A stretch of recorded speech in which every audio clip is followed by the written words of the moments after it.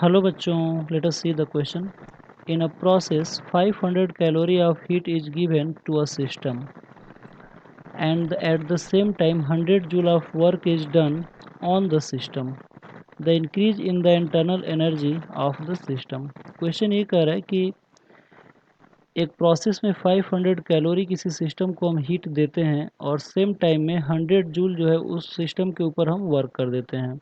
तो हमें बताना है कि उस सिस्टम के इंटरनल एनर्जी में कितना बदलाव आया।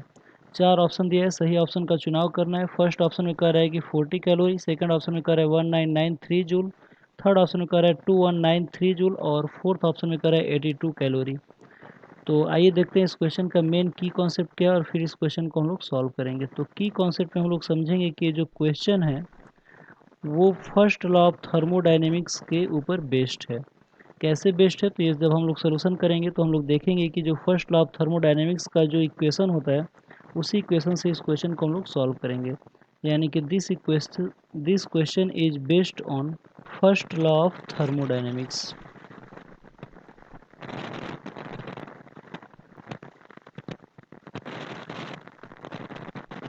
क्या होता है फर्स्ट लॉ ऑफ थर्मोडायनेमिक्स का इक्वेशन? तो फर्स्ट लॉ ऑफ थर्मोडायनेमिक्स का इक्वेशन होता है delta Q equal to delta U plus delta W.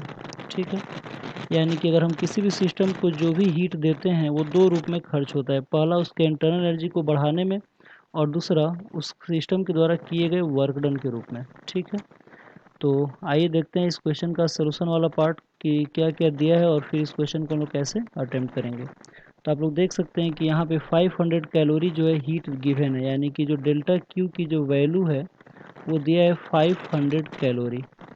और आप लोगों को पता है कि जो 1 कैलोरी होता है, ठीक है, वो 4.184 जूल के बराबर होता है। ठीक है, तो अगर हम लोग 500 कैलोरी को अगर हम लोग जूल में कन्वर्ट करें तो ये हो जाएगा 500 इंटू 4.184 और इसकी वैल्यू हो जाएगी 2092 जूल। ठीक है, और यहाँ पे हमें चेंज इन इंटरनल एनर्जी निकालना है। यहाँ पे आप लोग देख सकते हैं कि जो डेल्टा डब्लू की जो वैल्यू दिया है, डेल्टा डब्लू ये कितना दिया है, 100 जूल दिया है। ठीक है, तो जब तक दोनों फिजिकल क्वांटिटी सेम यूनिट में नहीं होगा तब तक हम फार्मूला यूज नहीं कर सकते हैं। तो इसलिए हमने इस कैलोरी को किस में कन्वर्ट कर लिया, जूल में। अब डेल्टा क्यू इक्वल टू होता है delta U plus delta W. ठीक है, तो हमसे पूछ रहा है कि कितना इंटरनल एनर्जी में बदलाव होगा, यानी कि हमें क्या निकालना है, डेल्टा यू निकालना है, यानी कि चेंज इन इंटरनल एनर्जी। तो ये हो जाएगा delta Q minus delta W. तो डेल्टा क्यू की वैल्यू हमने निकाला था अभी 2093 और माइनस 100। तो जो चेंज इन इंटरनल एनर्जी आएगा वो आ जाएगा 1993 जूल।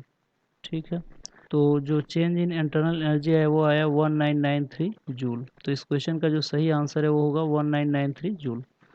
तो आइए देखते हैं कि किस ऑप्शन में सही आंसर दिया हुआ है। तो आप लोग देख सकते हैं कि जो 1993 जूल जो है वो सेकंड ऑप्शन में दिया हुआ है, यानी कि इस क्वेश्चन का जो सही आंसर है वो सेकंड ऑप्शन होगा।